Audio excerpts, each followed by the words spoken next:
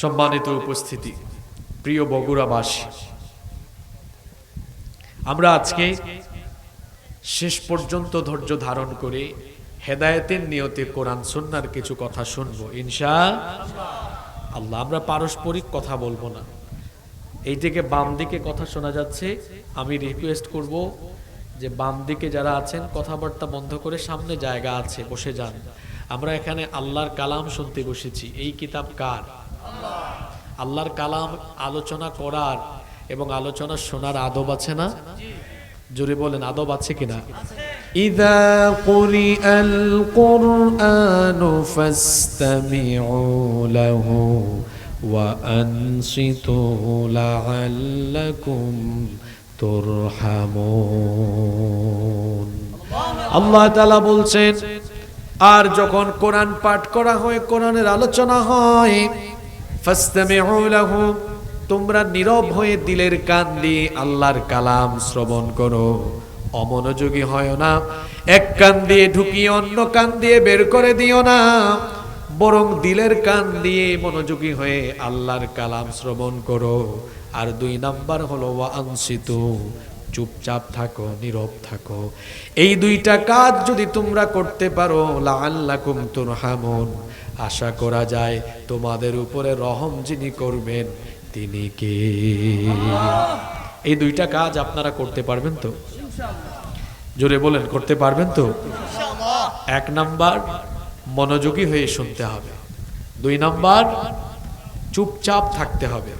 পারস্পরিক কথা বলা যাবে না। যদি আমরা নীরব হয়ে চুপচাপ থেকে পারস্পরিক কথাবার্তা বন্ধ করে আদবের সাথে মনোযোগের সাথে আল্লাহর কালাম শুনতে পারি, তাহলে আমাদের উপরে যিনি রহমত করবেন, জোরে বলেন তো তিনি কে? এখানে বাম দিকে কথা বলবেন না ভাই, আপনারা কিন্তু পরিবেশ দিতে পারেন না। সম্মানিত ভাইয়েরা যারা বামে আছেন, আপনারা সামনে চলে আসেন, বিশৃঙ্খলা করবেন না প্লিজ। সবাই আল্লাহর নামে একটা তাকবীর দেন। লিল্লাহি তাকবীর, লিল্লাহি তাকবীর, লিল্লাহি তাকবীর। গত 15 বছর এই আল্লাহু আকবারের স্লোগান দিতেও অনেক বাধা বিপত্তি ছিল, ঠিক না? আমরা যখন মায়ের পেট থেকে বের হয়েছি, মায়ের পেট থেকে বের হয়ে দুনিয়াতে এসে প্রথম যে শব্দ শুনলাম সেটা কি ছিল? জোরে বলেন, আল্লাহু আকবার শুনেছি। আবার প্রত্যেকদিন মুয়াজ্জিন সাহেব আজান দেন 5 বার। এই আজানের প্রথম শব্দ কি? নামাজে দাঁড়ানোর জন্য মুয়াজ্জিন সাহেব ইকামত দেন। ইকামতের প্রথম শব্দ কি? নামাজের প্রথম শব্দ কি? আবার জীবনের শেষ নামাজ, জানাজার নামাজ শুরু হয় কি দিয়ে? এই নামাজটা শেষ হয় কি দিয়ে? তাহলে আমরা আমাদের জীবনের শুরুতে দুনিয়াতে এসেই শুনলাম কি? আল্লাহু আকবার। যাওয়ার সময় শুনলাম কি? যতদিন বাঁচলাম প্রতিদিন 5 বার শুনলাম কি? তো গোটা জীবনটাই তো কেটে যাচ্ছে আল্লাহু আকবার শুনতে শুনতে। এখন মিছিলে অথবা যে কোনো জায়গায় স্লোগানে আল্লাহু আকবার শুনলে এই স্লোগানের ভেতরে জঙ্গিবাদের গন্ধ খুঁজে যারা, আবু জাহালের প্রেতাত্মা হলো তারা। কারণ আবু জাহাল এই স্লোগানকে সহ্য করতে পারত। আবু জাহালের প্রেতাত্মারা এই স্লোগান শুনলেই আবু জেহেলীয় পদ্ধতিতে হিংস্র হায়নার মতো মুসলমানদের উপরে ঝাঁপিয়ে পড়েছে। আল্লাহ তাআলা নতুন পরিবেশ দিলেন, আমরা আল্লাহর নামে স্লোগান দিতে আজকে পারছি। এজন্য আল্লাহর শুকরিয়া আদায় করছি, আলহামদুলিল্লাহ। আমরা অপ্রাসঙ্গিক কথা বলে আর সময় নষ্ট করব না। আমরা সবাই মনোযোগের সাথে আলোচনা শুনবো এবং আমাকে আপনারা আলোচনা করতে সহযোগিতা করবেন ইনশাআল্লাহ। আপনারা সহযোগিতা করবেন তো? আল্লাহ আমাদেরকে আমলের নিয়তে প্রত্যেকটি কথা শোনার তৌফিক দান করেন। আমরা সবাই বলি আমিন। এই পৃথিবীতে যিনি আমাদেরকে এত সুন্দর করে বানিয়ে, যিনি সৃষ্টি করে পৃথিবীতে পাঠালেন, জোরে বলেন তো তিনি কে? তিনি কেন পাঠিয়েছেন আমাদেরকে এই পৃথিবীতে? আমাদেরকে পাঠানোর একটি উদ্দেশ্য, একটি কারণ আছে না নাই? কি কারণে রব্বুল আলামিন আমাদেরকে দুনিয়াতে পাঠালেন? কেন আমাদেরকে পয়দা করা হলো? কি কারণে রব্বুল আলামিন আমাদেরকে পাঠালেন? কোরআনে কারীমের 51 নম্বর সূরা সূরাতুয যারিয়াতের 56 নম্বর আয়াতে রব্বুল আলামিন বললেন, ওয়ামা খালাকাতুল জিন্না ওয়াল ইনসা ইল্লা লিয়াবুদুন।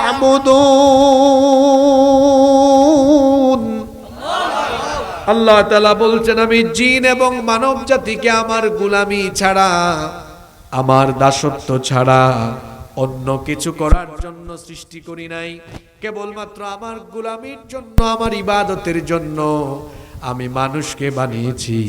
আমাদেরকে তার ইবাদতের জন্য যিনি দুনিয়াতে পাঠিয়েছেন, গলার আওয়াজ বড় করে সবাই বলেন, তিনি কে? আল্লাহ তাআলা আমাদেরকে তার ইবাদতের জন্য পাঠিয়েছেন। কিসের জন্য পাঠিয়েছেন? ইবাদতের জন্য, তার গোলামির জন্য। আমরা আমাদের পরিচয় হলো আমরা আল্লাহর গোলাম। আমরা কার গোলাম? গোলাম পরিচয় দিতে আপনাদের কি লজ্জা হচ্ছে যে এই কথা বলি কেমনে? হ্যাঁ, আমার গোলা ভরা ধান, ফসল ভরা, আমার মাঠ ভরা ফসল, টাকা পয়সা সম্পদের অভাব নাই, নিজেকে গোলাম হিসেবে পরিচয় দেই কেমনে? আপনার যত যাই থাকুক না কেন, আপনি গোলাম গোলামই থাকবেন, কারণ এই সব কিছু দিয়েছেন কে? আল্লাহ। আপনি আমি শুধু আল্লাহর গোলাম নই, গোলামের ঘরের গোলাম আমরা। কারণ আমাদের বাবাও কার গোলাম? আমার বাবা থেকে নিয়ে আমার পূর্বপুরুষ যারা ছিলেন ঊর্ধ্বতন, সকলেই কার গোলাম? আমরা গোলামের ঘরের গোলাম, বান্দির ঘরের গোলাম, গোলাম জাত আমরা। আমরা যে আল্লাহর গোলাম, এই গোলামের সবচাইতে উৎকৃষ্ট নমুনা, সবচাইতে সেরা উদাহরণ পাওয়া যায় আল্লাহর দেওয়া একটি ইবাদতের ভেতরে। সেই ইবাদতের নাম হচ্ছে সালাত বা নামাজ। সেই ইবাদতের নাম কি? নামাজ। সবাই বলেন, সেই ইবাদতের নাম কি? এই নামাজে গেলে পরে আমরা যে সত্যিকারের গোলাম, তার পরিচয় ফুটে উঠে। কিভাবে? আমরা দাঁড়াই কিভাবে? নামাজে যখন আমরা দাঁড়াই, আমরা দাঁড়ানোর সময় এই দুই হাতকে কাঁধ পর্যন্ত বা কান পর্যন্ত তুলি না? এমন ভাবে তুলি, মাথাটা নত করে দিই। আল্লাহ তো বলেছেন, কুমু লিল্লাহি কানিতিন। নামাজে দাঁড়ানোর সময় অহংকারী মুড নিয়ে নয়, বিনয়ের সাথে দাঁড়াতে হয়। গোলাম মালিকের সামনে দাঁড়াবে, বিনয়ের বহিঃপ্রকাশ ঘটিয়ে দাঁড়াবে। যখন সে দাঁড়ালো, বিনয়ের সাথে দাঁড়ালো, আর দুই হাতকে কাঁধ বা কান পর্যন্ত তুলে আসামির মতো যেন সারেন্ডার করে গোলাম তার মালিকের সামনে দাঁড়িয়ে গেল। আল্লাহু আকবার। কিছুক্ষণ পরে যখন সে রুকু করলো, সে যে আল্লাহর গোলাম, তার পরিচয় কি করে পাওয়া গেল?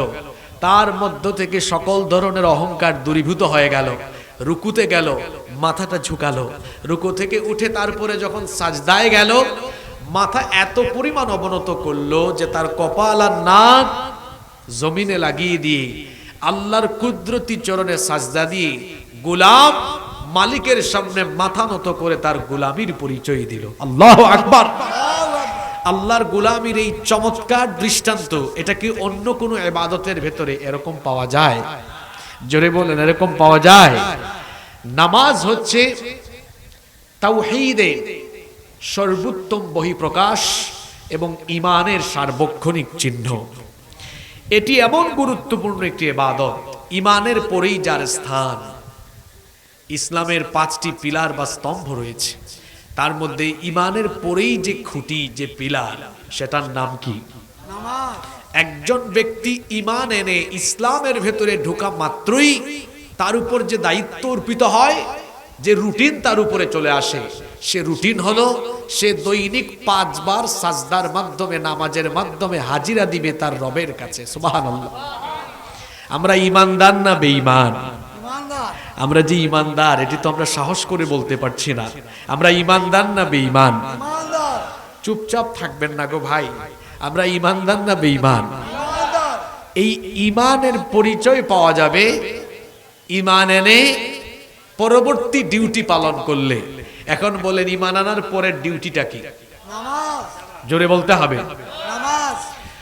আল্লাহর নবীর সাহাবী নবীজিকে প্রশ্ন করলেন, আইয়ু শাইইন আহাব্বু ইনদাল্লাহি ফিল ইসলাম।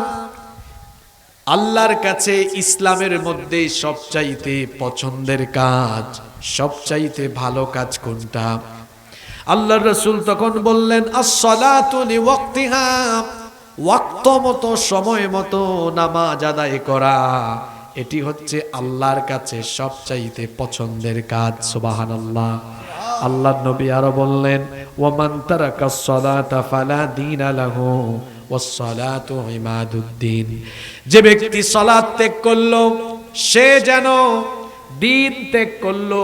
যার মধ্যে সালাত নাই তার মধ্যে দিনদারিতা নাই। আমাদের মধ্যে অনেককে বলতে শোনা যায়, নামাজ আমি ঠিক মতো আদায় করতে না পারলেও আমি কিন্তু বড় দিনদার মানুষ, এরকম বলে কি বলে না? আর আল্লাহর নবী বলেছেন, যার মধ্যে নামাজ নাই তার মধ্যে ঈমানই নাই, তার মধ্যে দ্বীনই নাই। আল্লাহর নবী বলেছেন, ওয়াস-সালাতু ইমাদুদ্দিন,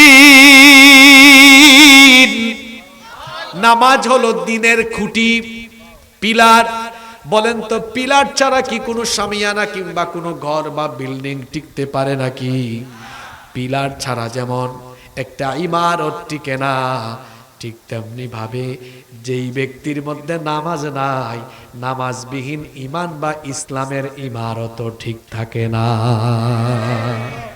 যার জীবনে নামাজ নাই তার ঈমান বা ইসলামের ইমারত নাই, সেটাকে ভেঙে ফেলেছে, চূর্ণ বিচূর্ণ করে ফেলেছে, নষ্ট করে ফেলেছে, তার মধ্যে ঈমান নেই, ঈমান তার চলে গিয়েছে। নামাজ এটা শিডিউল আল্লাহ এমন করে দিয়েছেন, এ যেন প্রতিদিন বান্দা আল্লাহর কাছে 5 বার একটা সর্বোত্তম হাজিরা দেওয়ার পদ্ধতি। সুবহানাল্লাহ পড়ে। আমরা যারা চাকরি বাকরি করি কিংবা যারা পড়াশোনা করি, আমাদের কর্মস্থলে, আমাদের প্রতিষ্ঠানে দৈনন্দিন হাজিরা বা অনেক অফিসে ফিঙ্গারপ্রিন্ট, আমি এসেছি, এরকম হাজিরা দেওয়ার পদ্ধতি আছে না নাই? জোরে বলতে হবে, আছে না নাই? আমি আপনি যে আল্লাহর প্রকৃত গোলাম, প্রকৃত গোলামির হাজিরা নেওয়ার জন্য আল্লাহ তাআলা প্রত্যেক দিন 5 বার নামাজ দিয়ে, নামাজের মাধ্যমে হাজিরা নেওয়ার ব্যবস্থা করেছেন। আপনি কোনো প্রতিষ্ঠানে চাকরি করলে পরে আপনি যদি ওই প্রতিষ্ঠানে প্রতিদিন হাজিরা দেন, প্রতিদিন গিয়ে যদি ডিউটি পালন করেন, তাহলে মাসের শেষে বেতন আছে না নাই? আপনি আপনার প্রতিষ্ঠানে নিয়মিত হাজিরা দিলে পরে যেমন মালিক আপনার উপর খুশি হয়ে মালিক আপনাকে বেতন দেন, আপনিও প্রত্যেক দিন 5 বার আল্লাহর কাছে যদি হাজিরা দিতে পারেন, আল্লাহ তাআলাও খুশি হয়ে এই 5 ওয়াক্ত নামাজের মাধ্যমে আপনার গুনাহগুলোকে আল্লাহ মাফ করে দিবেন। কিভাবে আল্লাহ মাফ করে দেন শোনেন। বুখারী এবং মুসলিম শরীফের মধ্যে হাদিসটি বর্ণিত হয়েছে। হাদিস বর্ণনাকারী সাহাবী হচ্ছেন সাইয়্যিদুল মুহাদ্দিসিন আবু হুরায়রা রাদিয়াল্লাহু আনহু। তিনি বলছেন, রাসূলে কারীম আমরা সবাই মহব্বতে পড়ি সাল্লাল্লাহু আলাইহি ওয়াসাল্লাম বলেছেন, আরাআইতুম লাউ আন্না নাহরাম বিবাবিন আহাদিকুম ইয়াগতাসিলু মিনহু কুল্লা ইয়াউমিন 5 মাররাত হাল ইয়াবকা মিন দারানিহি শাই। আল্লাহর নবী বলেছেন, তোমাদের কারো দরজার সামনে যদি একটা নহর থাকে আর সে যদি সেই নহরের মধ্যে প্রত্যেক দিন 5 বার গোসল করে, তাহলে কি তার শরীরের মধ্যে কোনো ময়লা থাকবে নাকি? রাসূল করিম সাল্লাল্লাহু আলাইহি ওয়াসাল্লামকে তার সাহাবীরা বললেন, লা ইয়াবকা মিন দারানিহি শাই। কোন ব্যক্তি যদি এভাবে দৈনন্দিন 5 বার সালাত আদায় করে, তাহলে তো তার শরীরে কোনো ময়লা থাকার কথা না। আল্লাহর নবী তখন বললেন, ফাযালিকা মাসালুস সালাওয়াতিল খামস ইয়ামহুল্লাহু বিহিন্নাল খাতায়া। 5 ওয়াক্ত নামাজের উদাহরণ হলো তাই। 5 বার গোসল করলে পরে যেমন শরীরের সকল ময়লাগুলো দূরীভূত হয়ে যায়, ঠিক তেমনি ভাবে 5 ওয়াক্ত সালাত আদায়ের মাধ্যমে বান্দার দৈনন্দিন গুনাহগুলো মিটে যায়। গুনাহগুলো মাফ করে দেন কে? সালাত এটি এমন একটি ইবাদত, এটি মুমিন আর কাফেরের মধ্যে পার্থক্য তৈরি করে দেয়। এজন্য আল্লাহর নবী বলেছেন, বাইনাল আবদি ওয়াল কুফরি তারকুস সালাহ। আল্লাহর বান্দা আর কাফিরের মাঝে পার্থক্য হলো নামাজ ছেড়ে দেওয়া।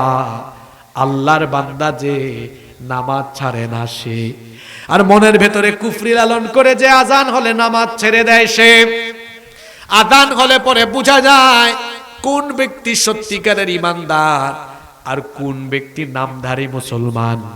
এটা বুঝার উপায় হলো আজানের পরে নামাজে হাজির হওয়া আর না হওয়ার ব্যাপার নিয়ে।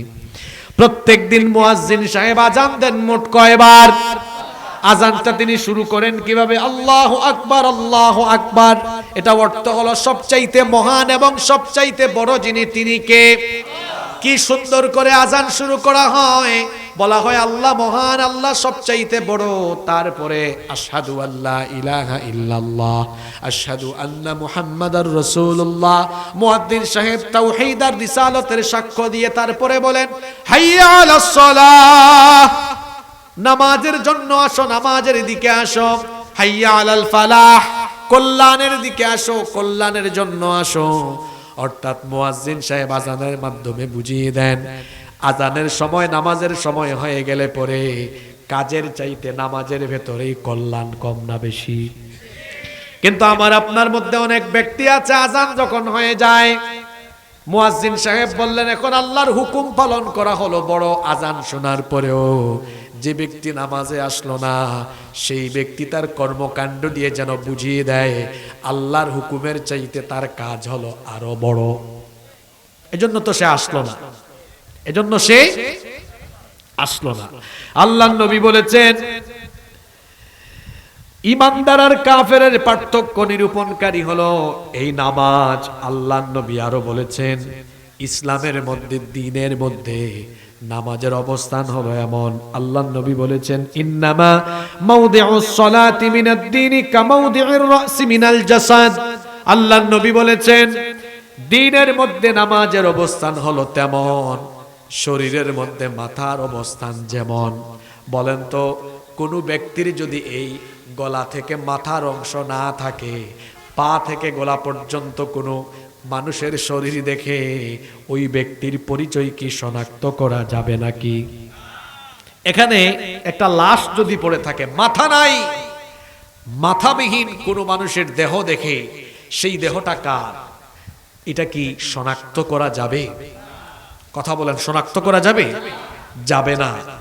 মাথা ছাড়া যেমন দেহ দিয়ে ব্যক্তির পরিচয় শনাক্ত করা যায় না, ইসলামের ইবাদতের মগজ হলো, জোরে বলেন, নামাজ বাদ দিয়ে সবকিছু পালন করে, এমনকি ইসলামী আন্দোলন করেও একদম মাঠে ময়দানে সরব থাকলেও নামাজ নাই, ওই ব্যক্তির কোনো মূল্য আল্লাহর কাছে, আল্লাহর কাছে সবচাইতে দামি ইবাদতের নাম হলো, সম্মানিত বগুড়াবাসী, নামাজ ব্যতীত ইসলামের যত ইবাদত আছে সকল ইবাদত এবং ইসলামের সকল বিধিবিধান আল্লাহ তাআলা এই দুনিয়াতে জিবরিলের মারফতে দিয়েছেন। একমাত্র ইবাদত হলো নামাজ, যেটা আল্লাহ এই দুনিয়ায় নয়, এটা আল্লাহ গিফট করেছেন 7 আসমান পাড়ি দিয়ে, ধুলির ধরা পাড়ি দিয়ে, সিদরাতুল মুনতাহা ভেদ করে মেরাজের রাতে আল্লাহ তার হাবিবকে তার কাছে নিয়ে তারপরে সালাত নামক এই ইবাদত আমাদেরকে গিফট করেছেন। সুবহানাল্লাহ।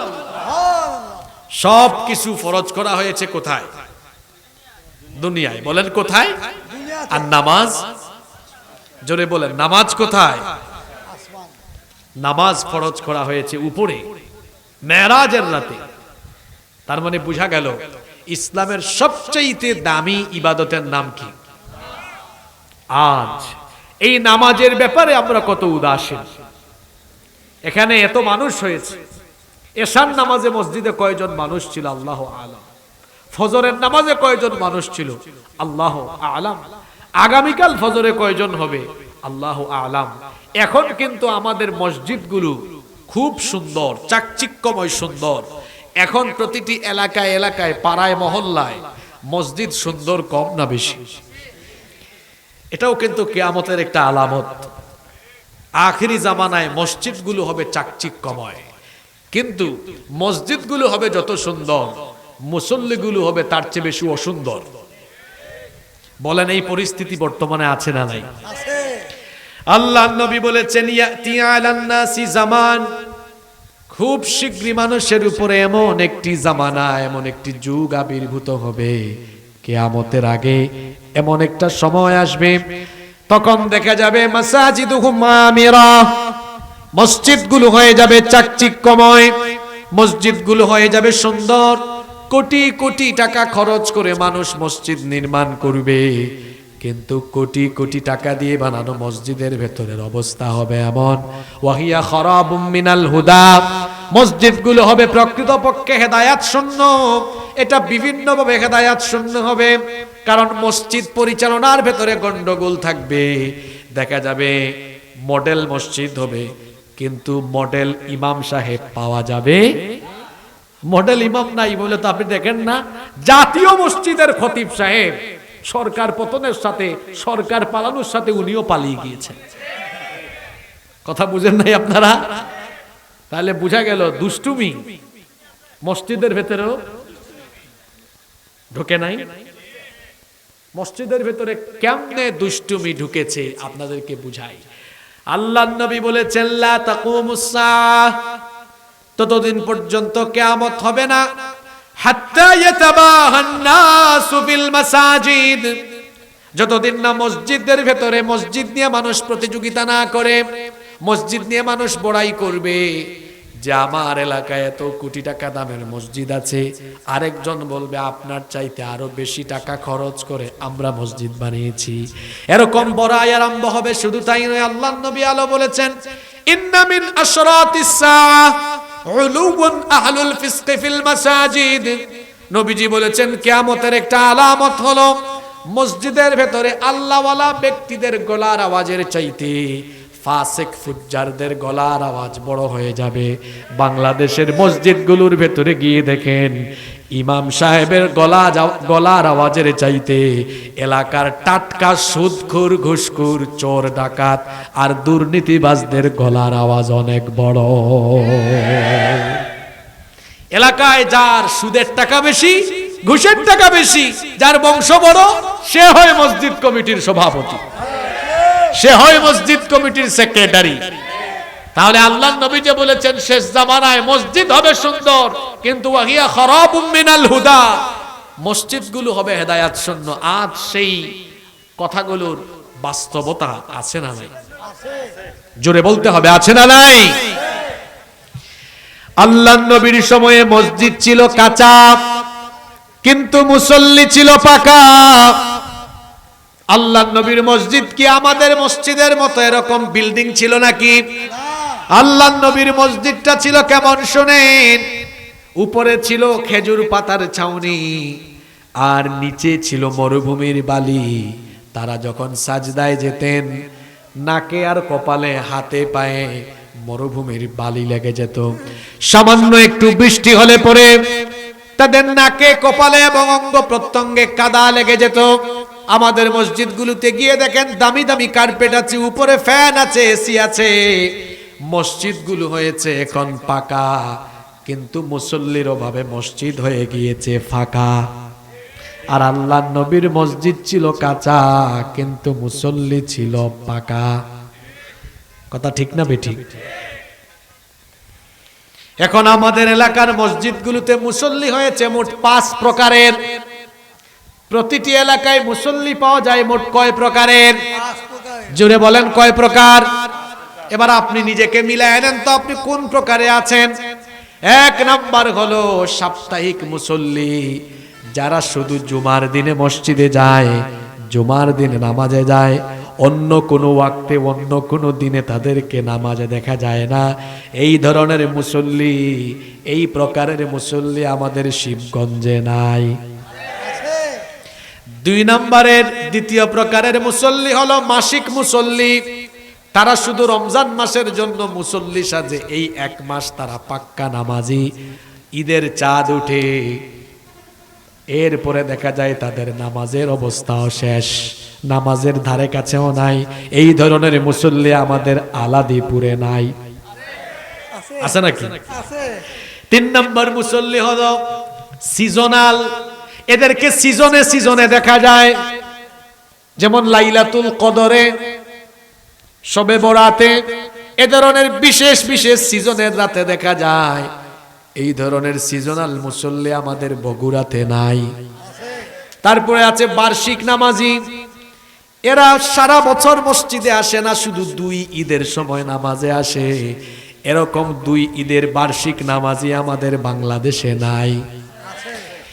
এখন আর জবাব দিয়েন না, নিজেই নিজেকে প্রশ্ন করেন আর মিলিয়ে নেন কোন কাতারে আছেন। এই যে সাপ্তাহিক, মাসিক, সিজনাল, বার্ষিক, এই হইল মোট কয় প্রকার? এই 4 প্রকার নামাজির ব্যাপারে আল্লাহ তাআলা সূরা মাউনের মধ্যে বলেছেন, ফাওয়াইলুল লিল মুসাল্লিন আল্লাযীনা হুম আন সালাতিহিম সাহুন ওয়াল্লাযীনা হুম ইউরাউন। ফাওয়াইলুল লিল মুসাল্লিন, অতঃপর ধ্বংস নামাজীদের জন্য। আচ্ছা, নামাজ আদায় করলে মানুষ ধ্বংস হয় না সফল হয়? আল্লাহ বলেছেন ধ্বংস নামাজীদের জন্য। আমরা প্রশ্ন করলাম, আল্লাহ এটা কোন নামাজি? আল্লাহ পরের আয়াতে বলছেন আল্লাযীনা হুম আন সালাতিহিম সাহুন, যারা তাদের নামাজ সম্পর্কে উদাসীন, গাফেল, বেখবর, ইচ্ছে হলে যায়, ইচ্ছে হলে যায় না। আল্লাযীনা হুম ইউরাউন, যারা মানুষ দেখাবার জন্য যায়। সপ্তাহে যারা নামাজে যায় এরা মানুষ দেখাবার জন্য যায়। যারা রমজান মাসে মুসল্লি সাজে মানুষ দেখাবার জন্য সাজে। যারা সিজনাল আর বার্ষিক হয় এরাও মানুষ দেখাবার জন্য সাজে। আপনি বলবেন হুজুর তাইলে রিয়েল অথেন্টিক নামাজি কারা? রিয়েল এবং অথেন্টিক নামাজি হলো তারা আল্লাহকে ভয় করে দৈনন্দিন 5 ওয়াক্ত নামাজে হাজির হয়ে যায়। যারা অথেন্টিক নামাজি হলো তারা, আল্লাহ তাআলা তাদের পরিচয় কোরআনে কারিমে দিচ্ছেন, ওয়াস্তাঈনু বিস-সাবরি ওয়াস-সালাহ ওয়া ইন্নাহা লাকাবীরাতুন ইল্লা আলাল খাশিঈন। ধৈর্য এবং নামাজের মাধ্যমে আল্লাহর কাছে সাহায্য চাও। নিশ্চয়ই নামাজ এটা বড় কঠিন দায়িত্ব, কঠিন কাজ, কিন্তু এক শ্রেণীর মানুষের জন্য এটা কঠিন নয়। আমরা আল্লাহর কাছে জানতে চাইলাম আল্লাহ সেই শ্রেণী কারা, তাদের পরিচয় কি?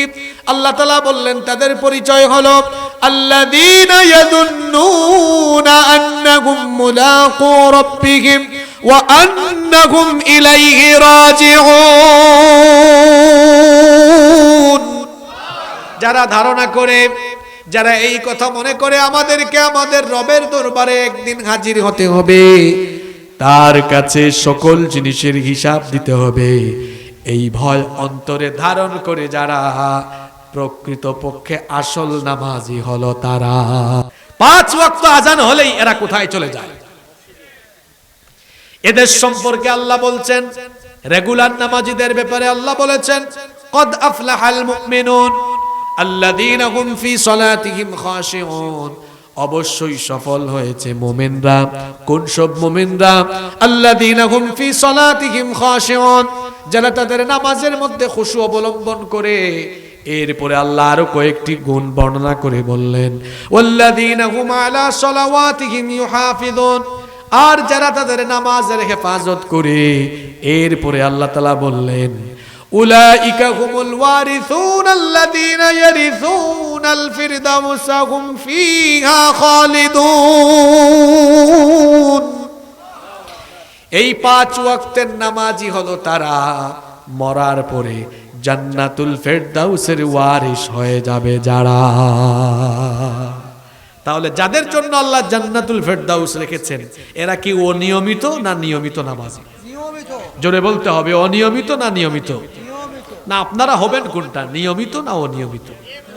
ইসলামের সবচেয়ে বড় ইবাদতের নাম কি? জোরে বলেন, সবচেয়ে বড় ইবাদতের নাম কি? এক ব্যক্তি সারা রাত ওয়াজ শুনে গেল আর সকালবেলা ফজরের নামাজ কাজা করল। আর আরেক ব্যক্তি মাহফিল শুনেছে, ফজরের নামাজ আদায় করেছে। কোন ব্যক্তি উত্তম? কোন ব্যক্তি উত্তম? এক ব্যক্তি প্রতিদিন ওয়াজ মাহফিলে যায়, আরেক ব্যক্তি যখন পারে তখন যায়, কিন্তু নামাজের আজান হলে পরে নামাজ মিস দেয় না। কোন ব্যক্তি উত্তম? নামাজি ব্যক্তি। জোরে বলেন, কোন ব্যক্তি উত্তম? নামাজি ব্যক্তি। আচ্ছা, নামাজ যদি ইসলামের সবচাইতে শ্রেষ্ঠ ইবাদত হয়, তাহলে এই ইবাদতে যারা গাফেল থাকবে এদের শাস্তি হবে কম না বেশি? বেশি। জোরে বলেন, কম না বেশি? একদিন আমরা ময়দানে মাহশরে, হাসরের ময়দানে একত্রিত হব, এ ব্যাপারে আমাদের দিলের ভেতরে কি কোনো সন্দেহ আছে? আপনাদের কোনো সন্দেহ আছে? হাসরের ময়দানে আমরা একত্রিত হওয়ার পরে আল্লাহ সেদিন বিচার করবেন। আল্লাহ তাআলার বিচার আর দুনিয়াতে মানুষের বিচার কি একরকম? আমরা মাঝে মাঝে বিচার করি না? আমাদের বিচারের মধ্যে অবিচার হওয়ার সম্ভাবনা আছে। আমরা বিচারের মধ্যে মাঝে মাঝে প্রহসন করি, নিরপরাধীকে অপরাধী বানিয়ে ফাঁসির কাস্টে ঝুলাইয়া মেরে ফেলি, আর অপরাধীকে আমরা জামিন দিয়ে জেলখানার বাহিরে বের করে দিই। আপনারা দেখেন নাই কোরআনের পাখি শহীদ আল্লামা দেলাওয়ার হোসেন সাঈদীকে এই নিরপরাধ ব্যক্তিকে অপরাধী বানিয়ে তারা শহীদ করে ফেলেছে। যুদ্ধাপরাধ, মানবতা বিরোধী নাটক মঞ্চস্থ করেছে, যাতে করে কোরআনের পাখিকে মানুষ থেকে বিচ্ছিন্ন করে দেওয়া যায়। কিন্তু আপনারা বলেন, এত অপবাদ, এত কিছুর পরেও তার প্রতি মানুষের ভালোবাসা কমেছে না বেড়েছে? বরং যারা তাকে জনগণ থেকে বিচ্ছিন্ন করতে চেয়েছিল, তারা নিজেরাই জনবিচ্ছিন্ন হয়ে তাদের মামু বাড়ি দিল্লিতে তারা পালিয়ে গিয়েছে। সম্মানিত ভাইয়েরা, আল্লাহর বিচারের মধ্যে কোনো দুই নাম্বারই, ওয়ালা ইয়াজলিমু রাব্বুকা আহাদা, তোমার রব কারো উপরে জুলুম করেন। আল্লাহর বিচার শুরু হবে সেদিন। আল্লাহ দুই রকমের বিচার করবেন। কয় রকমের বিচার? একটা হলো হাক্কুল্লাহ, আল্লাহর হক, আরেকটা হলো হাক্কুল ইবাদ, বান্দার হক। প্রথমে আল্লাহর হকের বিচার আরম্ভ হবে। আল্লাহর হকের বিচার আরম্ভ করবেন আল্লাহ তাআলা নামাজ দিয়ে।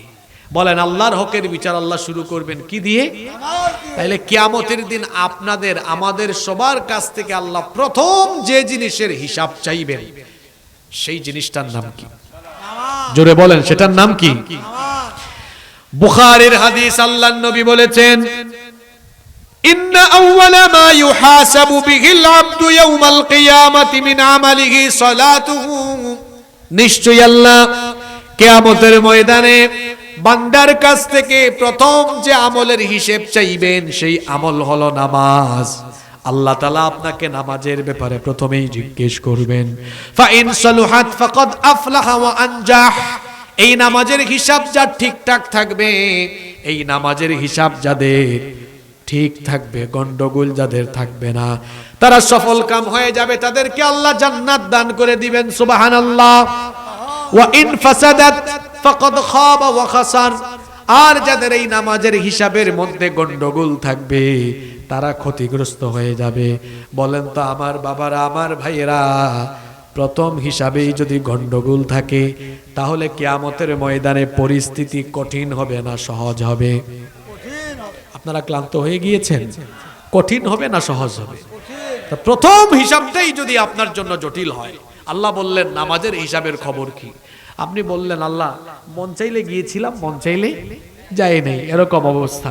বলেন তো, প্রথম প্রশ্নেই আপনি আটকা পড়লেন, পরবর্তী প্রশ্নগুলো আপনার জন্য, পরবর্তী ধাপগুলো সহজ হবে না কঠিন হবে? কত কঠিন হবে শুনেন, ভালো করে খেয়াল করে শুনেন। কিয়ামতের ময়দানে যখন আল্লাহ তাআলা সকল মানুষকে একত্রিত করবেন, সবাইকে উদ্দেশ্য করে আল্লাহ বলবেন, আমাকে সাজদা দাও।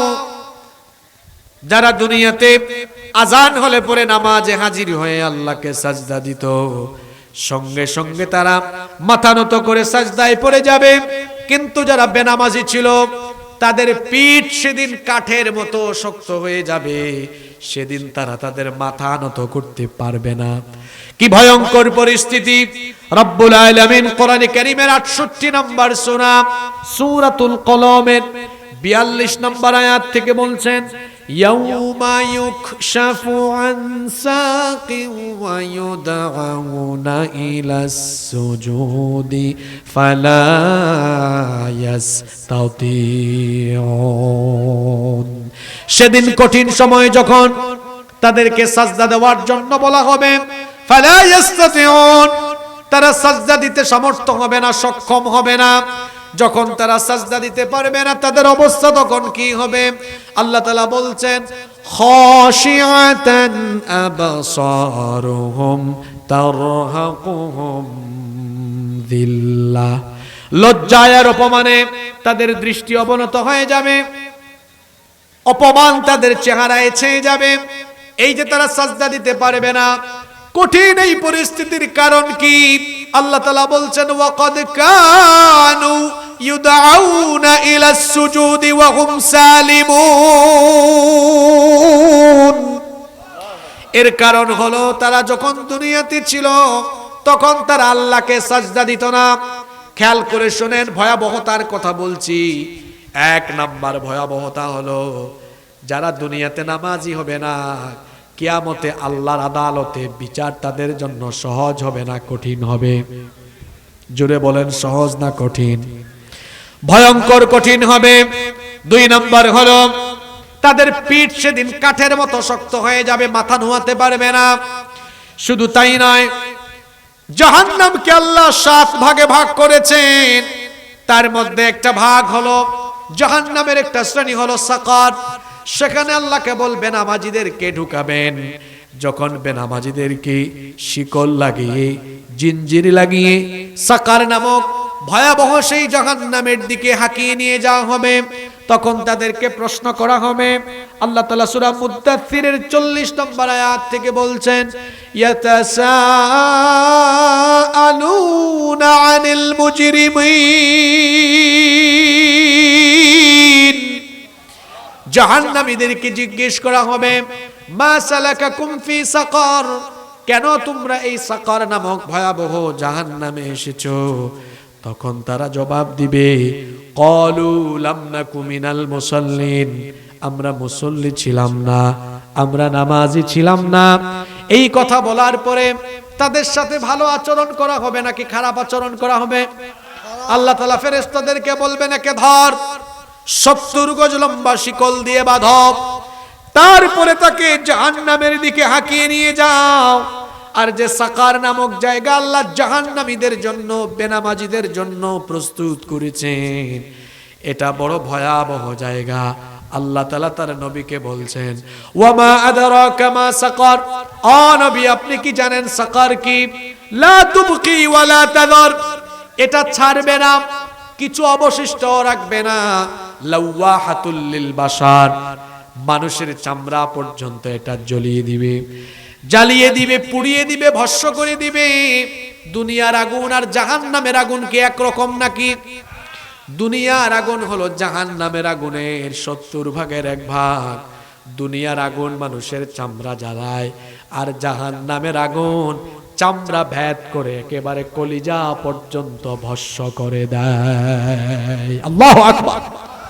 এই কঠিন ভয়াবহ জাহান্নামের আগুন থেকে যদি আমরা বাঁচতে চাই, পৃথিবীতে যতদিন আমরা বেঁচে থাকব, প্রত্যেক দিন 5 ওয়াক্তের নামাজি হয়ে মহান রবের কাছে হাজিরা দেওয়ার দরকার আছে না নাই? আরো জোরে বলেন, আছে না নাই? নামাজ পড়ার কথা বলা হয়নি, কিসের কথা বলা হয়েছে? কায়েমের কথা বলা হয়েছে। কায়েম মানে কি? অর্থাৎ আপনার দৈনন্দিন জীবনে 5 ওয়াক্ত নামাজের আমল, অভ্যাসকে তৈরি করা, এটা ব্যক্তি জীবনে নামাজ প্রতিষ্ঠা। আজান হলেই আল্লাহর ভয়ে আমি মসজিদে হাজির হয়ে যাব, কারণ হুকুমটা কার?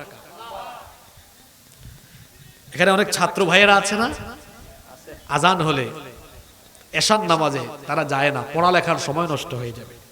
15 মিনিট 20 মিনিট জামাতে গেলে পড়ার সময় নষ্ট হয়ে যাবে, ফজরের নামাজে উঠে না। আমরা 5 ওয়াক্ত নামাজ আদায়ের মাধ্যমে যেমন পরকালে নাজাত পাবো, আল্লাহর কাছ থেকে জান্নাত পাবো, তেমনি পরকালের আগে দুনিয়ায়ও এই নামাজের মাধ্যমে আমাদের ফায়দা নেওয়ার সুযোগ আছে না নাই? ইসলাম এটি হচ্ছে একটি বাস্তবিক এবং বিজ্ঞানসম্মত জীবন ব্যবস্থা। এই 5 ওয়াক্ত নামাজের কারণে আখিরাতের ফায়দার পাশাপাশি দুনিয়াতেও আমাদের জন্য ফায়দা আছে। আজকে চিকিৎসা বিজ্ঞান এই নামাজ নিয়ে গবেষণা করে আজব তথ্য দিয়েছে। তার মধ্যে কয়েকটি তথ্য আপনাদের সাথে আমি শেয়ার করি। আমরা যখন নামাজে দাঁড়াই, এরপরে রুকুতে যাই, আচ্ছা রুকু করার সময় আমাদের কোমর এবং হাঁটুর এক ধরনের ব্যায়াম হয় কি হয় না? বলেন আপনারা, হয় কি হয় না?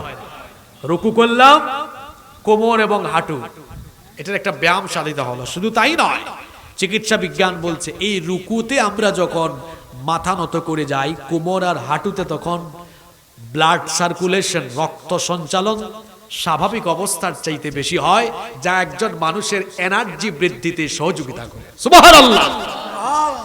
এজন্য দেখবেন নামাজিরা ফিট থাকে, ফিজিক্যালি ফিট, এনার্জেটিক। শুধু তাই নয়, আপনাকে আরো আজব তথ্য দিচ্ছি। আমরা যখন সাজদায় যাই, মাথাটা সোজা থাকে না একদম নত হয়ে যায়।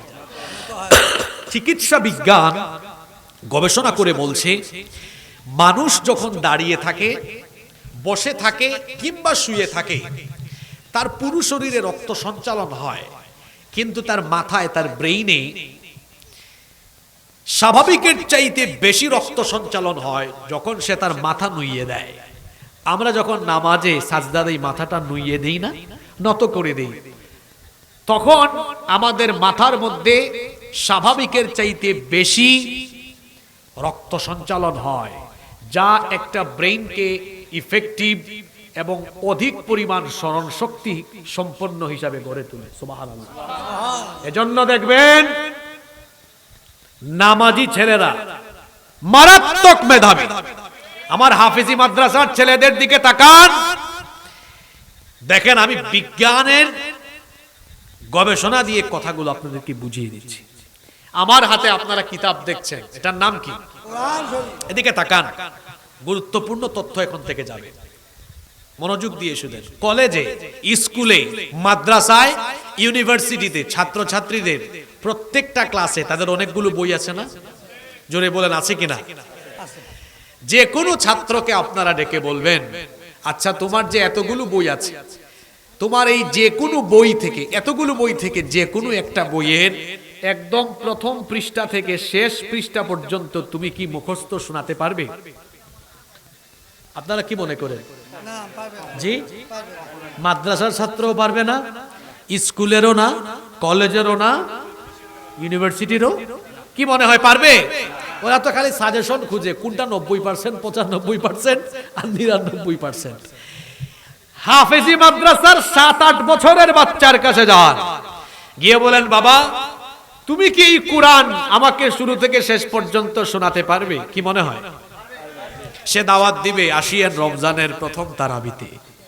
প্রথম তারাবিতে দাঁড়াবেন, আমি প্রথম পৃষ্ঠা থেকে শুরু করব, শেষ তারাবিতে শেষ পৃষ্ঠা শোনায়া পুরো কোরআন আপনাকে শোনায়া দিবে। সুবহানাল্লাহ। এত আসতে বললেন, এই বাচ্চারা এত মেধাবী কি করে হলো? প্রত্যেকটা হাফেজি মাদ্রাসায় যান, শিবগঞ্জের, আলাদিপুরের, বগুড়ার প্রত্যেকটা মাদ্রাসায় গিয়ে দেখেন, হাফেজি মাদ্রাসার উস্তাদদেরকে জিজ্ঞেস করে দেখেন, হাফেজি মাদ্রাসার ছাত্রদেরকে ফজরের অনেক আগে ঘুম থেকে উঠতে হয়, দিন শুরু করে মাথা নত করে দিয়ে, সাজদা দিয়ে। তার মাথার মধ্যে তখন স্বাভাবিকের চাইতে বেশি রক্ত সঞ্চালন হচ্ছে, যা একটা স্বাস্থ্যকর, ইফেক্টিভ এবং অধিক স্মরণ শক্তি সম্পন্ন ব্রেইনের জন্য অত্যন্ত কার্যকর। এজন্য আমার হাফেজি মাদ্রাসা, কওমি মাদ্রাসা, আলিয়া মাদ্রাসার ছেলেরা অনেক বেশি মেধাবী হয়। অনেকে বলে না মাদ্রাসার পোলাপান কি জানে, এই হুজুররা আর কতটুকু জানে? হুজুররা কি জানে? আপনি দেখেন না হুজুরদের সিনার ভেতরে কি আছে? 30 পারা আল্লাহর কোরআন, লক্ষ লক্ষ হাদিস, লক্ষ লক্ষ কিতাবের পৃষ্ঠা মুখস্থ করে সিনার ভেতরে ঢুকায় দিয়েছে। 2-3 পাতার বিজ্ঞান, 4-5 পাতার ইংরেজি পড়ে এরপরে মনে করে বহু কিছু জেনে ফেলেছে। আচ্ছা, যারা এই 30 পারা কোরআন সিনার ভেতরে ঢুকায় রেখেছে, তারা কি ওই বুদ্ধিজীবীদের 2-3 পাতার ইংরেজি আর 6-7 পাতার বিজ্ঞানের বই চাবায়া চুবায়া খায়া এটা কি তাদের মাথায়, মগজে কিংবা সিনায় ঢুকায় রাখতে পারবে না? কি মনে হয় আপনাদের? জোরে বলেন, কি মনে হয় আপনাদের? আমার ছাত্র ভাইদেরকে বলবো, ভাই তোমরা যারা পড়াশোনা করো, নামাজের প্রতি তোমরা গাফলতি করো না। নামাজ আজান হলেই জামাতে আদায় করো। তোমাদের মেধা অধিক পরিমাণ এই ব্রেইনটা অধিক পরিমাণ স্মরণ শক্তি সম্পন্ন হবে ইনশাআল্লাহ। আমি বলছিলাম নামাজে তো আমরা নামাজ আদায়ের মাধ্যমে আল্লাহকে খুশি করছি, জাহান্নাম থেকে রক্ষা করছি নিজেদেরকে, পাশাপাশি দুনিয়ার ফায়দাও আরো ফায়দা আছে। নামাজি ব্যক্তিরা দুনিয়ার সবচাইতে স্মার্ট, সবচাইতে পরিচ্ছন্ন, কারণ নামাজিরা প্রতিদিন অজু করে কয়বার, অনেকে আরো বেশিও করে, কিন্তু ন্যূনতম কমপক্ষে কয়বার? 5 বার। কিন্তু বেনামাজিরা দেখবেন মুখে দুর্গন্ধ, কথা বললে মুখ থেকে দুর্গন্ধ বের হয়, কিন্তু নামাজিদের এমন নয়, কারণ নামাজে ঢোকার আগেই মেসওয়াক লাগায়। নামাজিদের সাথে মেসওয়াক থাকে কি থাকে না? জোরে বলেন, থাকে কি থাকে না? আপনাদের সাথে মেসওয়াক থাকে? এই যে মেসওয়াক, এটা কার সুন্নাহ? জোরে বলেন, এটা কার সুন্নাহ? নামাজিরা সবচাইতে স্মার্ট। আমার নবী এই মেসওয়াক ব্যবহার করতেন প্রতিদিন মোট কয়বার? 5 বার। ন্যূনতম 7 বার।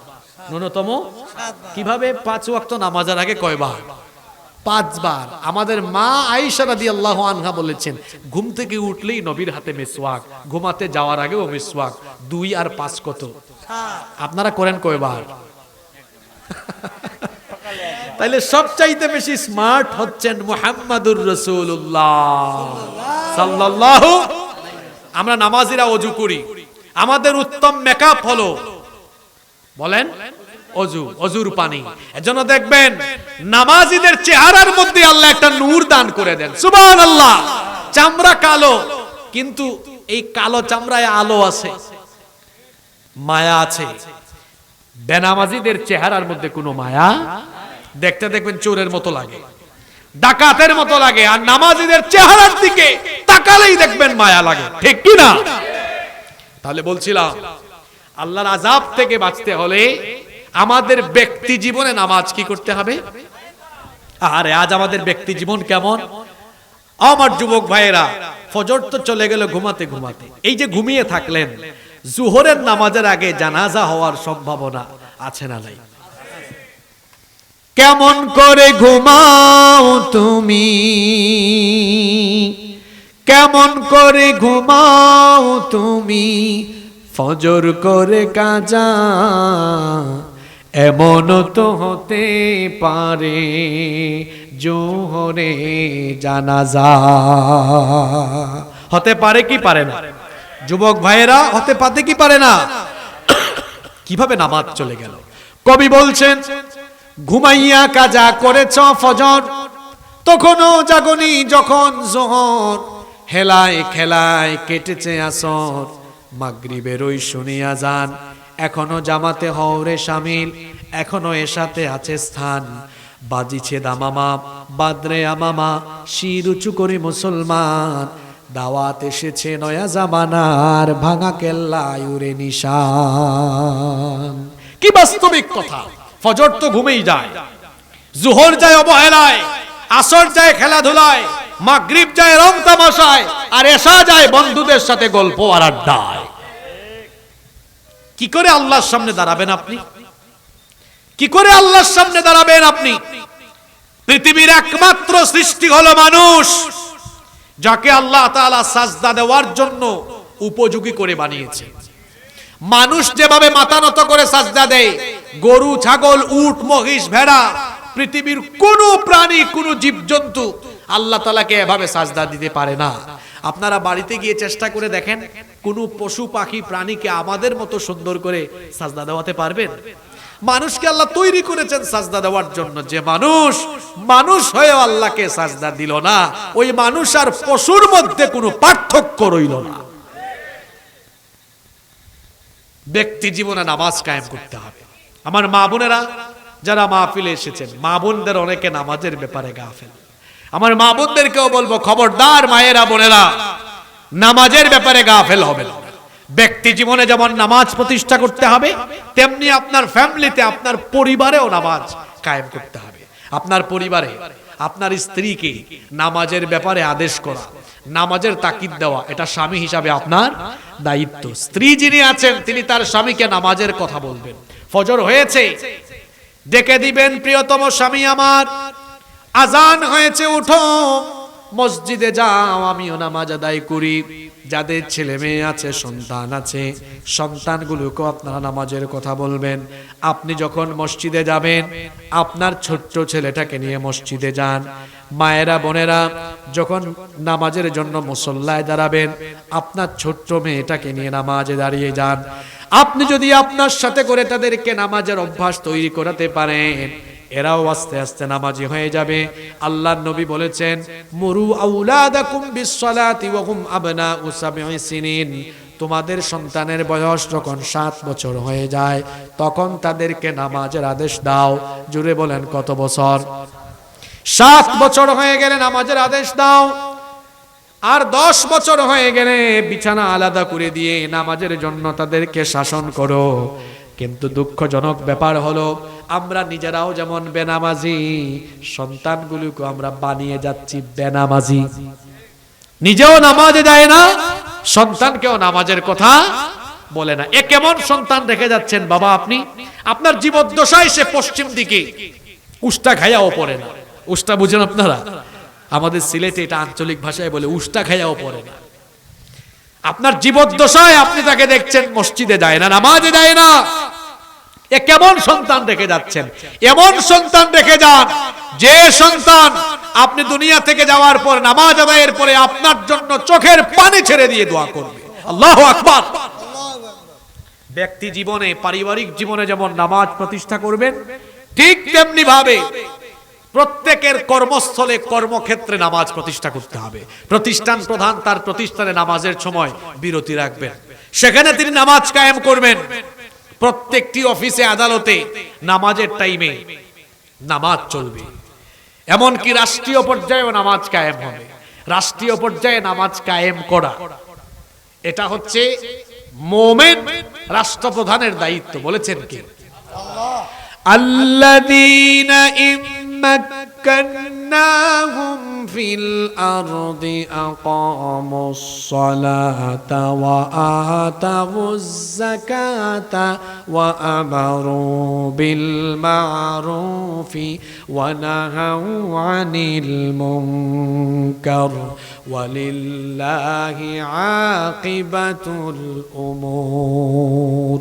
আল্লাহ তাআলা বলছেন, আর জনপদের দায়িত্ব যদি আমি মুমিনদেরকে দান করি, প্রথমেই তারা নামাজ কায়েম করবে। কি কায়েম করবে? যদি রাষ্ট্রীয়ভাবে নামাজি লোকেরা রাষ্ট্রকে নেতৃত্ব দেয়, সেই রাষ্ট্রে চুরি, ডাকাতি, দুর্নীতি হওয়ার কোনো সম্ভাবনা আছে? আমাদের রাষ্ট্রে যারা দায়িত্ব পালন করেছে বেশিরভাগ নামাজি না বেনামাজি? আরো জোরে বলেন। আমার আগে যে আপনাদের সাবেক সংসদ সদস্য বক্তৃতা রেখে গেলেন, তিনি 91 সালের পার্লামেন্টের সংসদ সদস্য ছিলেন। আপনাদের এলাকার মানুষ নামাজি না বেনামাজি? ইসলাম প্রিয় না ইসলাম বিরোধী? আল্লাহর এই বান্দা কখনো দুর্নীতি করেছেন? এদেশে ইসলামপন্থী দলের লোকেরা, আলেম ওলামারা যখনই তৃণমূল পর্যায় থেকে নিয়ে শুরু করে পার্লামেন্ট পর্যন্ত, মিনিস্ট্রি পর্যন্ত দায়িত্ব পালন করেছে, 1 টাকার দুর্নীতিও করে নাই। বরং যারা ইসলাম ওয়ালাদেরকে কথায় কথায় জঙ্গি জঙ্গি স্বাধীনতা বিরোধী বলে, যারা স্বাধীনতার চেতনার ক্যাপসুল মানুষকে গিলায়া খাওয়ায়, তারাই স্বাধীনতার চেতনার ব্যবসা করে এই দেশকে চেটে পুটে লুটপাট করে দেশের সর্বনাশ করেছে। এই দেশ নামাজিদের কাছে নিরাপদ। এই দেশ নামাজিদের কাছে নিরাপদ। নামাজিদের কাছে এই দেশ গেলে পরে এই দেশে চুরি থাকবে না, ডাকাতি থাকবে না, লুটপাট থাকবে না। আমরা যে আলোকিত সমৃদ্ধ বাংলাদেশের স্বপ্ন দেখি, সেই সমৃদ্ধ বাংলাদেশ আমরা পাবো ইনশাআল্লাহ। নামাজ এটাকে কায়েম করতে হবে, সব জায়গায় কায়েম করতে হবে। একেবারে ব্যক্তি থেকে নিয়ে শুরু করে পরিবার, সমাজ, রাষ্ট্র, সব জায়গায় এই নামাজ যখন প্রতিষ্ঠা হয়ে যাবে, অন্যায়, অপকর্ম, দুর্নীতি, দুঃশাসন, অপশাসন চিরতরে বন্ধ হয়ে যাবে। থানার ওসি সাহেব যদি নামাজি হন, আর যদি ওসি সাহেবের নেতৃত্বে থানায় 5 ওয়াক্ত নামাজ আদায় হয়, ওই ওসি আর ওই থানার কোনো কনস্টেবল বা পুলিশের কোনো কর্মকর্তা বলেন ঘুষ চাইবে? জোরে বলেন, আপনারা ঘুষ চাইবে? সেক্রেটারিয়েটে যদি সচিবগণ নামাজি হয়ে যান, মিনিস্ট্রিতে যদি মন্ত্রীগণ নামাজি হয়ে যান, এই দেশে প্রাইম মিনিস্টার, প্রেসিডেন্ট যদি আমরা নামাজি পাই, যিনি সমাজ রাষ্ট্রকে নেতৃত্ব দিবেন আবার ইমামতিরও যোগ্যতা রাখবেন, এমন ব্যক্তি কিংবা এমন ব্যক্তির দল যদি এই বাংলাদেশকে পরিচালনা করে, এই বাংলাদেশে চুরি থাকবে? ডাকাতি থাকবে? দুর্নীতি থাকবে? থাকবে না। এই জন্য বাংলাদেশে আমরা বহু কিছু দেখেছি। দেশ স্বাধীন হওয়ার পরে 54 বছর হয়েছে। এই 54 বছরে আমরা বহু শাসন দেখেছি, সব শাসন দেখা শেষ, বাকি আছে আল কোরআনের বাংলাদেশ। আগামীতে আমরা বাংলাদেশে আল কোরআনের শাসন দেখতে চাই। আপনারা চান তো? কারণ যারাই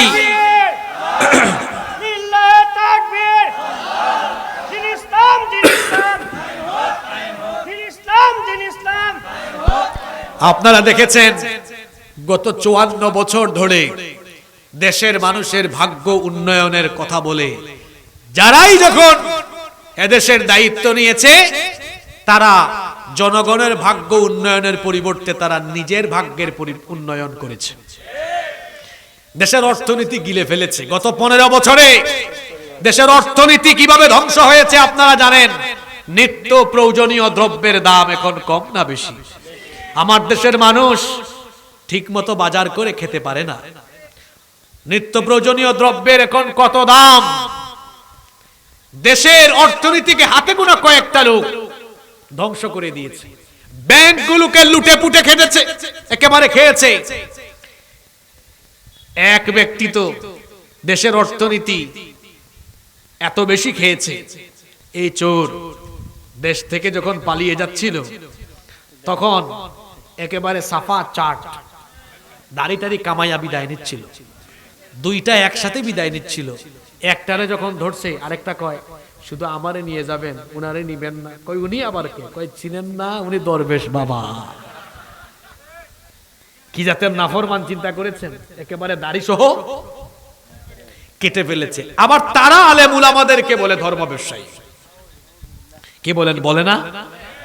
সত্যিকারের ধর্ম ব্যবসায়ী তো হলো তারা যারা ইলেকশনের আগে মাথায় টুপি দেয়, মাথায় পট্টি বাঁধে, মুসল্লিদের সাথে মত বিনিময় করে, আবার ইলেকশনের পরে মুসল্লিদেরকে পিটায়, আবার আলেম উলামাদের সাথে বেয়াদবি করে, আলেমদেরকে জেলখানায় ভরে, রাষ্ট্রধর্ম ইসলাম বাতিলের ষড়যন্ত্র করে, ইসলামী রাজনীতি নিষিদ্ধ করে। তারাই সত্যিকারের ধর্ম ব্যবসায়ী। কি নাফরমান চিন্তা করেছেন!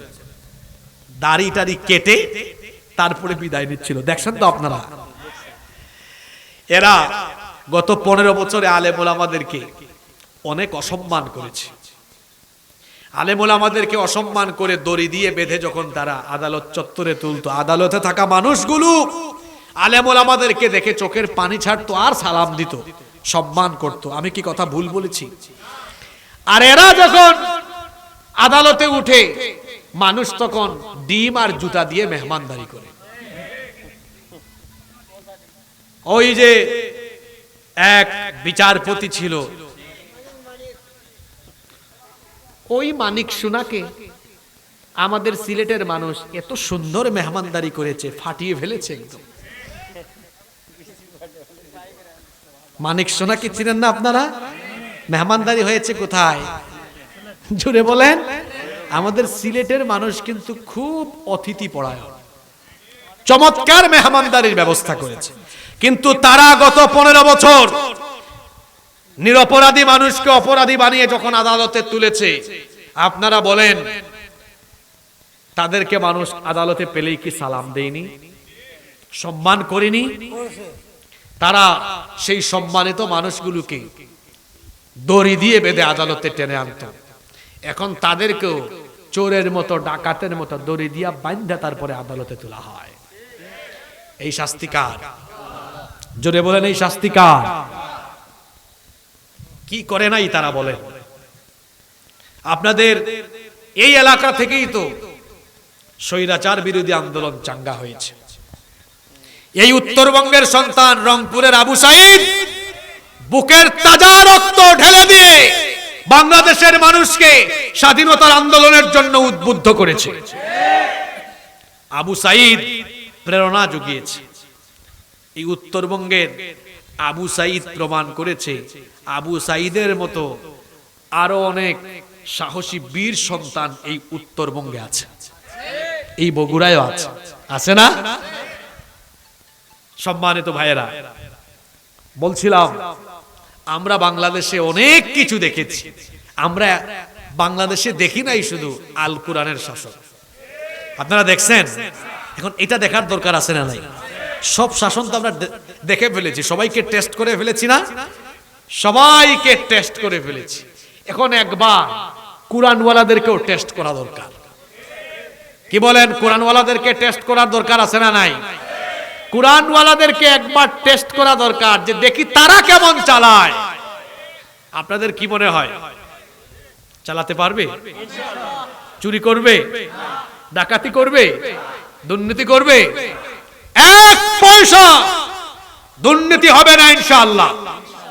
আমার দেশে সব আছে, সব আছে, শুধু একটা জিনিস নাই, সেটা হলো ভালো মানুষ নাই, আল্লাহওয়ালা মানুষ নাই, ড্রাইভার। এখন আপনারা আমাকে বলেন, গাড়ি আছে, বাহন আছে, প্যাসেঞ্জার আছে, দক্ষ ড্রাইভার নাই, গাড়ি চলবে? প্যাসেঞ্জার এক জায়গা থেকে আরেক জায়গায় যেতে পারবে? তাহলে গাড়ি আর গাড়ির প্যাসেঞ্জার গন্তব্যে পৌঁছাতে হলে ওই গাড়ির জন্য একজন কি লাগবে? দক্ষ ড্রাইভার লাগবে।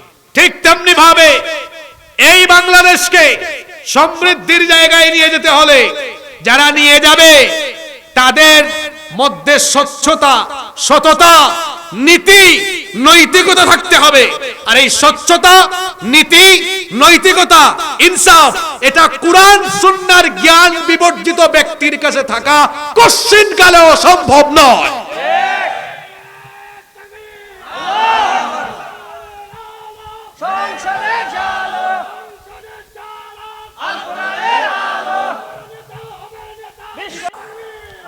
প্রিয় বগুড়াবাসী, আমরা আগামীর বাংলাদেশে আল্লাহর কোরআনের শাসন, কোরআনের আইন আর সৎ লোকের শাসন চাই।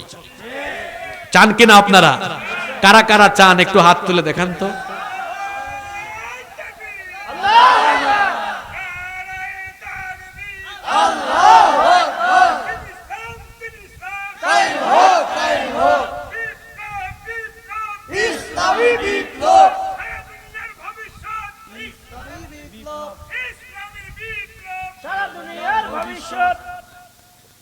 আপনি তো সুন্দর স্লোগান দিয়েছেন, কিন্তু শ্রোতারা তো পরের লাইন পারেন, আপনি শিখাই দেন, এটা আবার দেন স্লোগান। মাশাআল্লাহ। আমি বগুড়ায় আসলে আমার বড় ভালো লাগে। আমি গত 5-6 বছর ধরে আমি মাহফিলে বগুড়াতে টাইম দেই সবচেয়ে বেশি।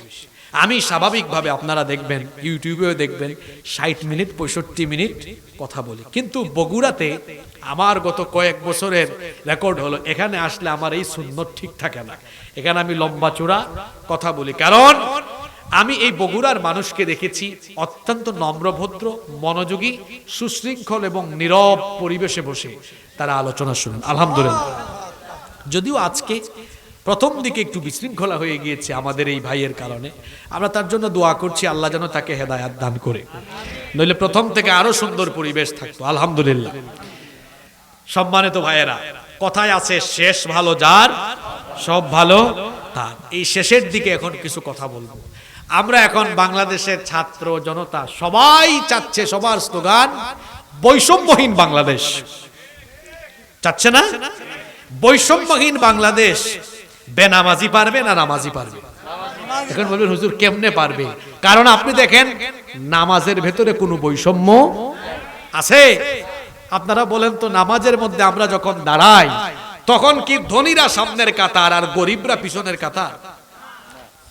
কোন রিকশাওয়ালা সামনের কাতারে দাঁড়াতে পারবে না, এরকম কোন বৈষম্য ইসলামে আছে? বরং নামাজের চিত্র হলো এমন, ধনী গরিব, সাদা কালো, উঁচু নিচু, আপার ক্লাস লোয়ার ক্লাস, ক্ষমতাওয়ালা ক্ষমতা ছাড়া, অর্থাৎ সমাজের সকল শ্রেণীর ব্যক্তিবর্গ নামাজে এমন ভাবে দাঁড়ায়, কাছাকাছি পাশাপাশি, বৈষম্য নাই, বিরোধ নাই। এত চমৎকার বৈষম্যহীন পরিবেশ নামাজে পাওয়া যায়। সুবহানাল্লাহ। বলেন বৈষম্য নামাজে আছে? এজন্য কবি বলছেন, এক হি সাফ মে খড়ে হোগে মাহমুদ ও আয়াজ, এক হি সাফ মে খড়ে হোগে মাহমুদ ও আয়াজ, না কোই বান্দা রহা না কোই বান্দা নওয়াজ। সম্রাট আর চাকর যখন নামাজে একই কাতারে দাঁড়িয়ে যায়, তখন সম্রাট আর চাকরের মধ্যে কোনো বিভেদ থাকে না। সম্রাট আর চাকর দুজনেই তখন আল্লাহর গোলামে পরিণত হয়ে যায়। বৈষম্যহীন চিত্র দেখা যায় নামাজে, যে নামাজ বৈষম্যহীনতার শিক্ষা দেয়। এই নামাজি ব্যক্তিরা এবং নামাজের শিক্ষা সমাজে বাস্তবায়নকারী ব্যক্তিরা যখন সমাজ এবং রাষ্ট্রকে নেতৃত্ব দিবে, তখন এই বাংলাদেশ বৈষম্যহীন বাংলাদেশে পরিণত হবে। বেনামাজি দিয়ে, সুদখোর, ঘুষখোর, মদখোর, এদেরকে দিয়ে বৈষম্যহীন বাংলাদেশ গড়া কঠিনকালে অসম্ভব। আরো দুইটা পয়েন্ট বলবো। নাম্বার 2, 2 নাম্বার, নামাজ আমাদেরকে সঠিক নেতা নির্বাচনের শিক্ষা দেয়। আপনারা আমাকে বলেন, আলাদিপুর শিবগঞ্জে তিলাওয়াত সহিনা, কোরআন সুন্নাহর যথাযথ জ্ঞান নেই, ওনার সহধর্মিনী, ওনার পরিবারের লোকজন পর্দা করে না, উনি সঠিকভাবে দিন পালন করেন না, এরকম কোন অযোগ্য ব্যক্তিকে কি আমরা মসজিদের ইমাম হিসাবে নিয়োগ করব? মসজিদের ইমাম নিয়োগের বেলায় আমরা যেভাবে সচেতনতা অবলম্বন করি, আমরা যদি আমাদের সমাজের তৃণমূল থেকে নিয়ে শুরু করে সর্বোচ্চ লেভেল পর্যন্ত প্রত্যেকটি সেক্টরে এভাবে আমরা দেখে দেখে সৎ, যোগ্য, চরিত্রবান আল্লাহওয়ালা মানুষগুলোকে দায়িত্ব দিতাম, তাহলে এই বাংলাদেশ এতদিনে বদলে যেত। সুতরাং এই নামাজ আদায় করে, কায়েম করে শুধু জাহান্নামের আগুন থেকে নিজেকে বাঁচালে চলবে না, বরং নামাজের শিক্ষা সমাজে প্রতিফলিত করতে হবে। যেভাবে নামাজ আপনাকে সঠিক নেতা নির্বাচনের কানুন শেখালো, ঠিক তেমনি ভাবে আমরা আগামীতে যে সুযোগ আসতেছে, বাংলাদেশে আগামীতে একটি সংসদ নির্বাচন অনুষ্ঠিত হবে ইনশাআল্লাহ। সেই সংসদ নির্বাচনে আমরা কুরআনওয়ালা, আল্লাহওয়ালা, সৎ, আমানতদার লোকদেরকে আমরা ওই পার্লামেন্টে পাঠাবো ইনশাআল্লাহ। পার্লামেন্টে যদি কুরআনওয়ালা মানুষ থাকে, তাহলে এই বাংলাদেশেও কুরআনের আলো জ্বলে উঠবে ইনশাআল্লাহ। আমরা ওয়াজ করে যা বন্ধ করতে পারবো না, ক্ষমতা দিয়ে তা বন্ধ করে দেওয়া কিভাবে সম্ভব? মনে করেন আজ বাংলাদেশের গ্রামে গ্রামে ওয়াজ মাহফিল, সব বক্তারা প্রত্যেক গ্রামে মাহফিলে একই রকমের বিষয় নিয়ে গেলেন, সবাই গিয়ে বললেন আজ থেকে বাংলাদেশে যৌতুক বন্ধ, বাংলাদেশে আজ থেকে চাঁদাবাজি বন্ধ। ওয়াজ করে কুরআন হাদিসের উদ্ধৃতি দিয়ে যদি সারা দেশের ৬৮,০০০ গ্রামে একসাথে এই বয়ান চলে, আপনাদের কি মনে হয় আগামীকাল থেকে চাঁদাবাজি, চুরি ডাকাতি বন্ধ হয়ে যাবে? জোরে বলেন, বন্ধ হয়ে যাবে? ওই জায়গা পার্লামেন্ট, সেখানে যদি কুরআনওয়ালা লোকেরা দাঁড়িয়ে তারপরে সংসদে আইন পাস করতে পারে, এই দেশে চুরি ডাকাতি করলে পরে এই শাস্তি, আজ থেকে চুরি ডাকাতি চলবে না, অন্যায় চলবে না, রাহাজানি চলবে না, অবিচার চলবে না, জুলুম চলবে না, যৌতুক চলবে না। সারা রাত ৬৮,০০০ গ্রামে মাহফিল করে যা বন্ধ করে যাবে না, পার্লামেন্টের এক অধিবেশনে আইন করে বাংলাদেশে তা বন্ধ করে দেওয়া সম্ভব হবে। এজন্য কোরআনকে শুধু ওয়াজ মাহফিলের মঞ্চে রাখলে হবে না, পার্লামেন্ট, সেক্রেটারিয়েট, বঙ্গভবনে যেদিন কোরআন আর কোরআনওয়ালা লোকদেরকে পাঠানো যাবে, সেই দিন বাংলাদেশকে চোর ডাকাত মুক্ত করা যাবে। নারায়ে তাকবীর। আল্লাহর আইন চাই, সৎ লোকের শাসন চাই। আল্লাহর আইন চাই, সৎ লোকের শাসন চাই। সৎ লোকের শাসন চাই। আল্লাহর আইন চাই। আমরা করেছিটা কি? আমরা কোরআনওয়ালাদেরকে মসজিদে মাদ্রাসায় রেখে দিয়ে আর চোর ডাকাতদেরকে আমরা দেশের গুরুত্বপূর্ণ জায়গাগুলোতে পাঠিয়ে দিয়েছি। অবশ্য এই ক্ষেত্রে শুধু দোষ আপনাদের না, আমাদের আলেম ওলামা এবং ইসলামপন্থীরাও জনসম্পৃক্ত অনেক কম। জনসম্পৃক্ত হতে হবে, মানুষের সাথে মিশতে হবে, কোরআনের সৌন্দর্য, ইসলামের সৌন্দর্য মানুষকে বুঝাতে হবে। এমনকি মুসলমানদের বাহিরে অমুসলিমদেরকেও ইসলামী অনুশাসনের সৌন্দর্য বুঝাতে হবে, কোরআনের শাসনের সৌন্দর্য বুঝাতে হবে। তারা এই বিষয়টা জানে না যে কোরআনের শাসন, ইসলামের শাসন কায়েম হলে পরে অমুসলিমরাও সুখে থাকবে, আরামে থাকবে, শান্তিতে থাকবে। কারণ ইসলামী রাষ্ট্র অমুসলিম নাগরিকদের জানমালের নিরাপত্তার বিধান নিশ্চিত করে। এটা আমাদেরকে বুঝাতে হবে। যদি এটা বুঝাতে আমরা সক্ষম হই, জুলাই আগস্টে বাংলাদেশে কোনো ইসলামী বিপ্লব হয়নি, এটা হয়েছে গণবিপ্লব। আমরা যদি এখন ঘরে ঘরে আল্লাহর দ্বীনের দাওয়াত নিয়ে ছড়িয়ে পড়তে পারি, অচিরেই বাংলাদেশে একটি ইসলামী বিপ্লব, ইসলামী গণজোয়ার সৃষ্টি হবে, যার ফলে এই বাংলাদেশে আল্লাহর কোরআনের রাজ কায়েম হবে ইনশাআল্লাহ। এজন্য কি করতে হবে? এজন্য আমাদেরকে এই নেয়ামতপূর্ণ সময় কাজে লাগিয়ে ঘরে ঘরে, বাড়িতে বাড়িতে, এলাকায় এলাকায়, পাড়ায় পাড়ায় আল্লাহর দ্বীনের দাওয়াত নিয়ে পৌঁছে যেতে হবে। প্রত্যেকটি এলাকাকে, প্রত্যেকটি গ্রামকে ইসলামী আন্দোলনের দুর্গে পরিণত করতে হবে। পারবো ইনশাআল্লাহ? আল্লাহ আমাদেরকে কবুল করে। 3 এবং সর্বশেষ পয়েন্ট আজকে, এই নামাজ আমাদেরকে কোরআনময় শাসনের শিক্ষা দিচ্ছে। বলেন তো আপনারা, নামাজে আমরা কয়টা কিতাব থেকে তেলাওয়াত করি? জোরে বলেন, কয়টা? সেই কিতাবের নাম কি? কেউ যদি নামাজে দাঁড়িয়ে বুখারী শরীফ থেকে পড়ে, আল্লাহু আকবার। عن أبي هريرة رضي الله عنه قال قال رسول الله صلى الله عليه وسلم। পিছন থেকে লোকমা আসবে না যে হুজুর পাগল হয়ে গেছে নাকি, নামাজে দাঁড়িয়ে পড়তে হয় কি? এখান থেকে কি শিক্ষা নিলেন?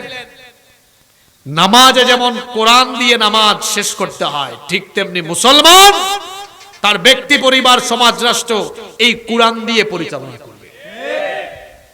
এখন আমরা বাংলাদেশে সবাই সংস্কার চাচ্ছি, আপনারা সংস্কার চাচ্ছেন না? এই সংস্কার কি কোরআন ছাড়া সম্ভব? আল্লাহর নবীও আরবকে সংস্কার করেছিলেন কয়টা কিতাব দিয়ে? জোরে বলেন তো, সেই কিতাবের নাম কি? এই পৃথিবীর সবচাইতে বিখ্যাত এবং সর্বশ্রেষ্ঠ সংস্কারকের নাম কি? মুহাম্মদ রাসূলুল্লাহ সাল্লাল্লাহু আলাইহি ওয়াসাল্লাম। আপনাদের সন্দেহ আছে নাকি? না, কোনো সন্দেহ। তাহলে সবাই বলেন, নামটা কি? মুহাম্মদুর মুহাম্মাদুর রাসূলুল্লাহ সাল্লাল্লাহু আলাইহি ওয়াসাল্লাম। তিনি কেমন সংস্কারক শুনেন। সলিমুদ্দিন কলিমুদ্দিন, টাটকা চোর, বিখ্যাত ডাকাত, আল্লাহর নবী সলিমুদ্দিন কলিমুদ্দিনকে দাওয়াত দিয়ে এদেরকে কোরআনের টাচে নিয়ে আসলেন। কোরআনের সংস্পর্শে নিয়ে আসার পরে সলিমুদ্দিন আর কলিমুদ্দিন ওহির দীক্ষায় দীক্ষিত হয়ে চোর ডাকাত না হয়ে বাড়িতে বাড়িতে, এলাকায় এলাকায় মানুষের সম্পদের পাহারাদারে তারা পরিণত হয়েছে। সুবহানাল্লাহ পড়তে ইচ্ছে করে না আপনাদের? তাহলে দেখি বলেন, আল্লাহর নবী রাষ্ট্র সংস্কার করেছেন আগে না সমাজের মানুষ সংস্কার করেছেন আগে? কথা বলছেন না কেন? তাহলে বলেন, রাষ্ট্র সংস্কার আগে না মানুষ সংস্কার আগে? এই দেশের ইউনিয়ন পরিষদ, উপজেলা পরিষদ, ইউএনও অফিস, জেলা office, DC office, SP office, city corporation, পৌরসভা, মিনিস্ট্রি, পার্লামেন্ট, সেক্রেটারিয়েট, বঙ্গভবন, প্রত্যেকটি সেক্টরে যদি ওই দায়িত্বপ্রাপ্ত লোকগুলোকে সংস্কার করা না যায়, রাষ্ট্র সংস্কার বলে মুখে ফেনা তুললেও কশিন কালেও কোনোদিন রাষ্ট্র সংস্কার। আল্লাহর নবী তাই করেছেন। মক্কায় 13 বছর মার খেয়ে কোরআনের আলোয় আলোকিত মানুষ তৈরি করেছেন।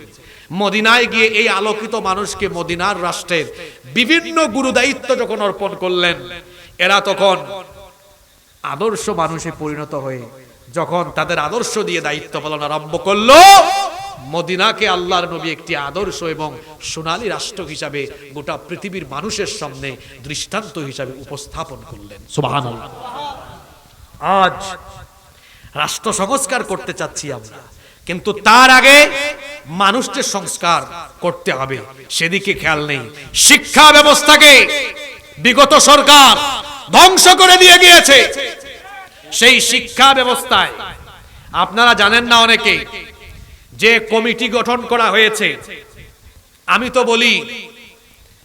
তো বলি বাংলাদেশ থেকে মূল স্বৈরাচার পালিয়েছে, কিন্তু তার দূষররা এখনো জায়গায় জায়গায় আছে।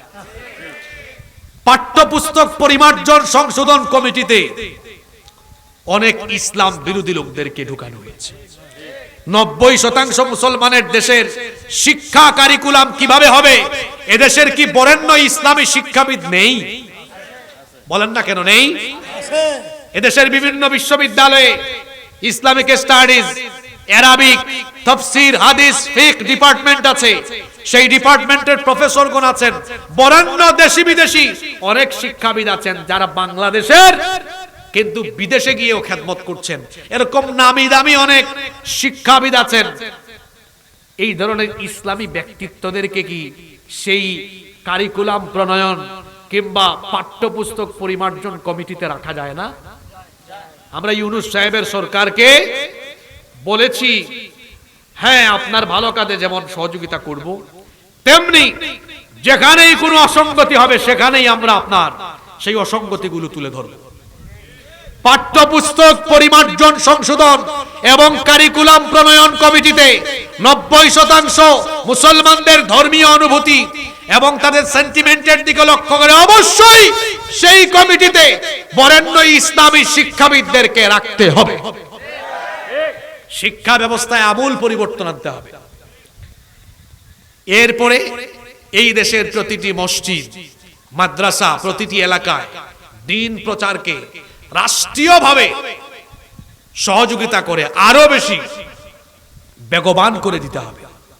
কোন প্রকার বাধা বিপত্তি সৃষ্টি করা যাবে না, কারণ এই মানুষগুলোকে কোরআন হাদিসের আলোয় যত বেশি আলোকিত করা যাবে, কোরআনের আলোয় সংস্কার হওয়া এই মানুষগুলোকে দিয়েই এই বাংলাদেশকে সংস্কার করা যাবে ইনশাআল্লাহ।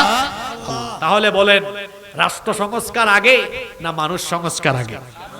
এই মানুষগুলোকে সংস্কার কোরআন ছাড়া সম্ভব, কোরআন ছাড়া সম্ভব নয়। আমরা যদি এই বাংলাদেশকে সত্যিকারের অর্থেই বৈষম্যহীন এবং সংস্কার করে আদর্শ একটি বাংলাদেশ বানাতে চাই, তাহলে এই কোরআনওয়ালা লোকদেরকে আগামী দিনে বাংলাদেশ পরিচালনার দায়িত্ব দেওয়া ছাড়া আর কোনো বিকল্প।